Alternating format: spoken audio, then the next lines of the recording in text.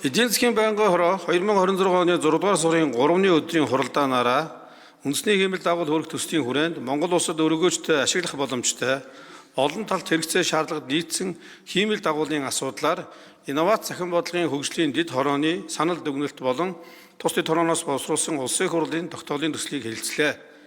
Инновац захин бодлогын хөгжлийн дэд хорооны 2026 оны 1-р тогтоолоор байгуулагдсан үндэсний хиймэл дагуул хөргөх төслийн хүрээнд Монгол улсад үр өгөөжтэй ашиглах боломжтой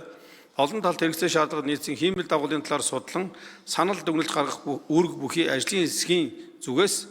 Thales Alenia Space компани, түүний толгой компани болох Thales Group болон олон улсын хиймэл дагуулын шийдэл нийлүүлэгч 5 байгууллагатай биечлэн уулзалт хэлэлцүүлэг хийж хиймэл дагуулын хүчин чадал, давтамжийн боломж, хөөргөх хугацаа, хөөргөлт, түүний үн, даатгал, газрын станц, модуляц, санхүүжилтийн нөхцөл зэрэг үзүүлэлтийг харьцуулан авч үзээд санал дүгнэлт бэлтгэн дэд хороон танилцуулсан талаар байнгын хорооны хуралдаанд их хурлын гишүүн дэд хорооны дарга анар танилцуулсан бөгөөд дэд хорооны санал дүгнэлтэд дараах асуудлыг тусгасан байна.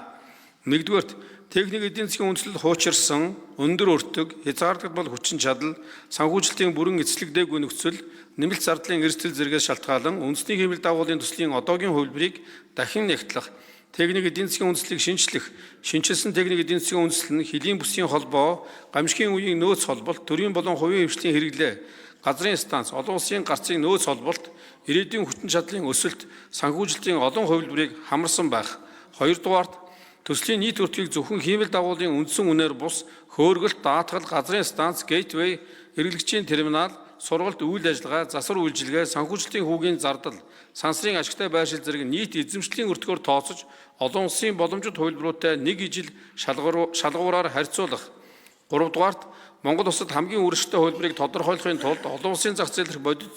боломжит хувилбаруудыг техник эдийн засгийн үндэслэл, санхүүжилт, хэрэгжүүлэх хугацаа, нийт өртөг, хүчин чадал гэсэн нэгдсэн шалгуураар дахин харьцуулан үнэлэх нь зүйтэй гэж үзжээ.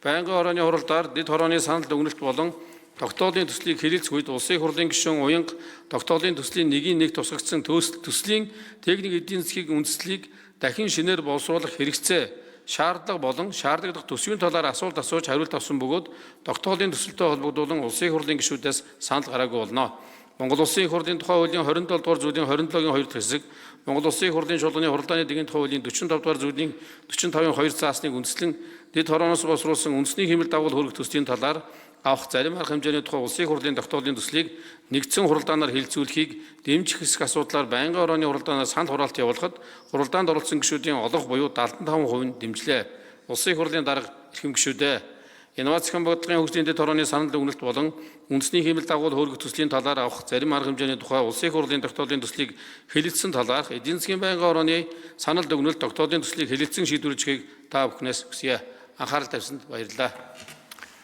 За баярлалаа.